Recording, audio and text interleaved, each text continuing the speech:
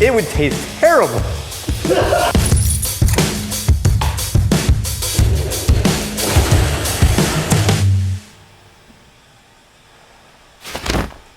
So can moonshine make you go blind? Yes, this is moonshine and it absolutely can and will make you go blind. But this is also moonshine and you'll be fine. Both of these were made on the same day from the same batch of alcohol. So how can this make you go blind and this is just gonna give you a nice little buzz? First, we need to clear up exactly what moonshine is. All right, Daniel, can moonshine make you go blind? Yes, if you do it badly. Okay, so it's like a yes, but. Yeah.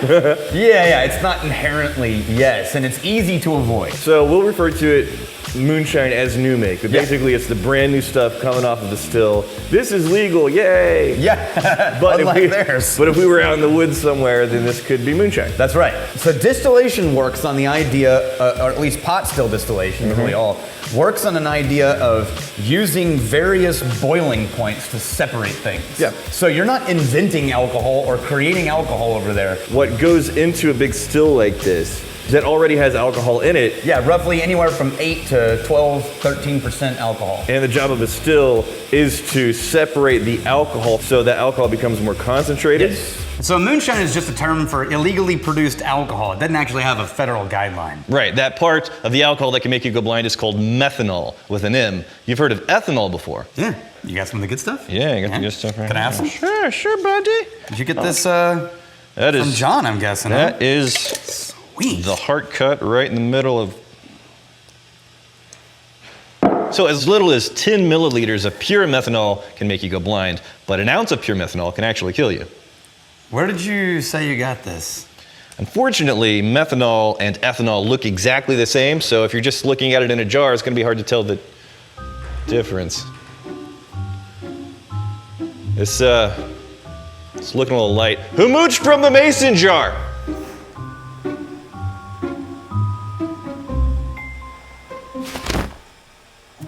Fortunately, that methanol is easy to avoid because it's the first thing that comes off a still.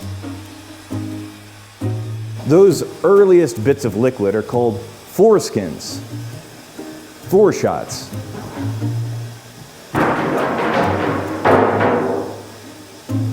So how does a distiller keep the methanol out of your drink? It's very simple. They know exactly when it shows up in the distillation process. The flavors that come off a still, you don't actually want to keep everything coming off the still. If you did, it would taste terrible. You don't actually want to keep everything coming off the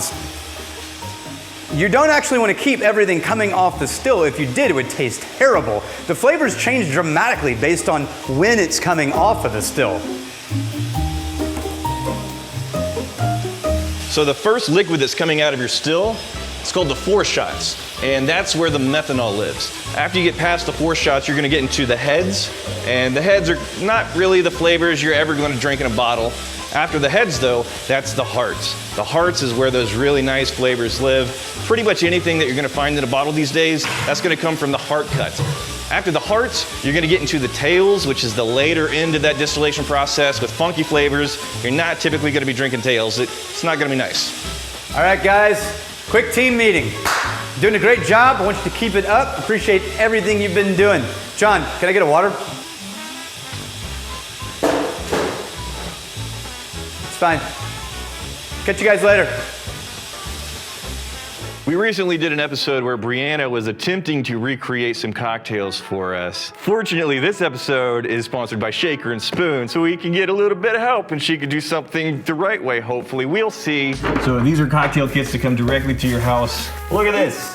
Ah! You're a cocktail person. I do like cocktails, yes. This is the summer scotch. Summer So scotch. we're gonna choose one of these cocktails. Okay. Pretty and Poppin'. Pretty and poppin'. Or a Worn Path. A Worn Path. Yeah, let's try it. Ingredients are 2 ounces of scotch. Yeah. We got a 1/2 ounce strawberry cordial.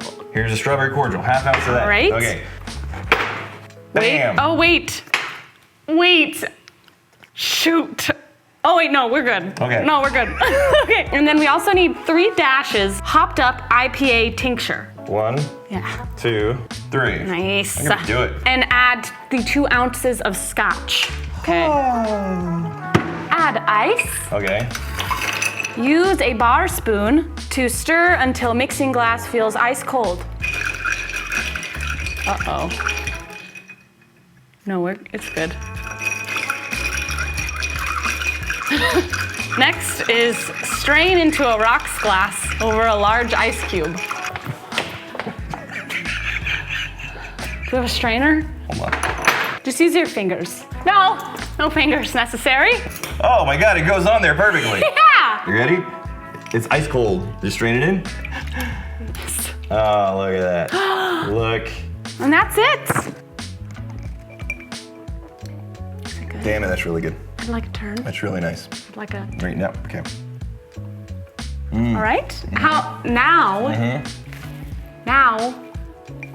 Give me in. Shaker and Spoon is a cocktail subscription box that arrives right to your door with craft cocktail recipes and everything you need to make some amazing cocktails. Each monthly box arrives with 3 original recipes designed by world-class bartenders, along with all of the ingredients you need to make a whole bunch of cocktails in your home. It's really simple. You want to give it a shot? You can click the link below and use Whiskey Tribe at checkout, or go to shakerandspoon.com/whiskeytribe for $20 off your first box. So what about the real moonshiners out in the woods?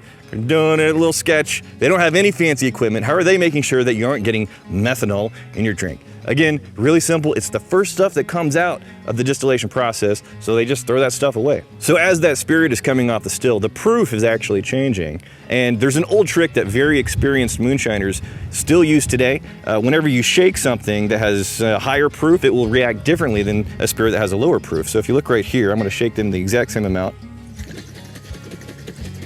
The higher proof spirit is going to let go of the bubbles really quick, and that lower proof, they just cling on.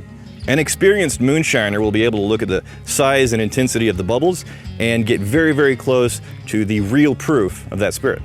Let's say worst case scenario, the distiller was very sloppy. We're gonna do a little visual demonstration here. This is the food coloring we use for stunt whiskey whenever we need such a thing on the channel. I'm gonna show you just kind of how potent this is. 1 drop of this stuff.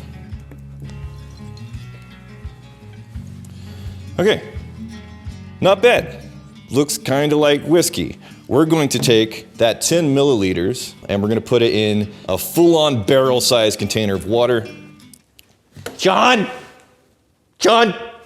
So the biggest thing to keep in mind is we've been talking about pure methanol. When we say 10 milliliters can make you go blind, an ounce can kill you. Pure methanol, you're not going to actually be drinking this stuff because that's...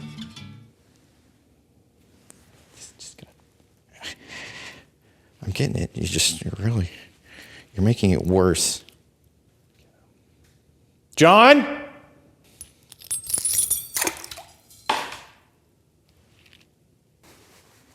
That ethanol is not going to be pure. It's going to be spread across a large quantity of liquid, like so. Oh, it's coming. It's coming. I think it's pretty good. That's the stuff. It's what we use to spank and haze new employees at the distillery. And so that was supposed to be like a visual demonstration of how we can dilute it, and then it fades away and you can't even see it. Don't even worry about it because it's so... That's really dark though.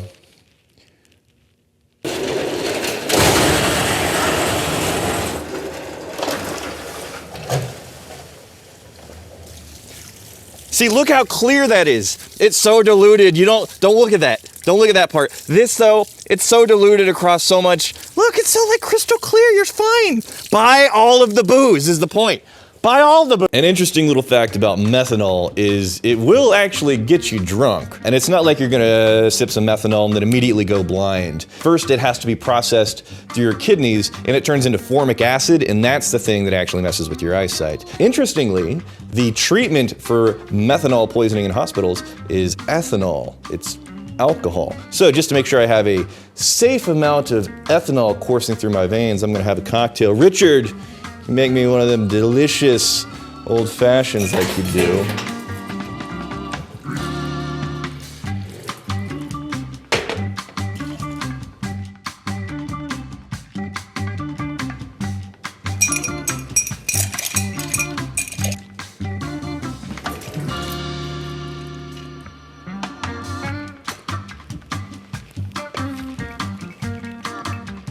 Thanks. Here's to your health. Nope. You got it.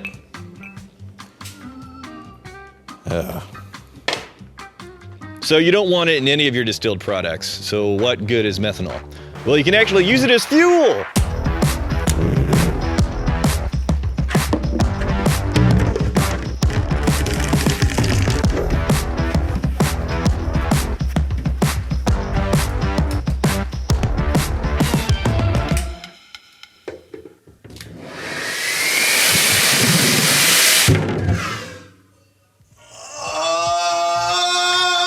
We've ingeniously converted Daniel's scooter to run off of methanol.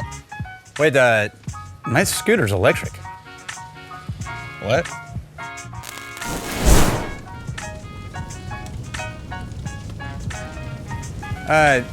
What's that smell?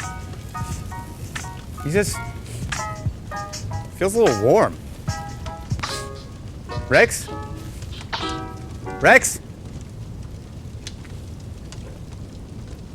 Rex?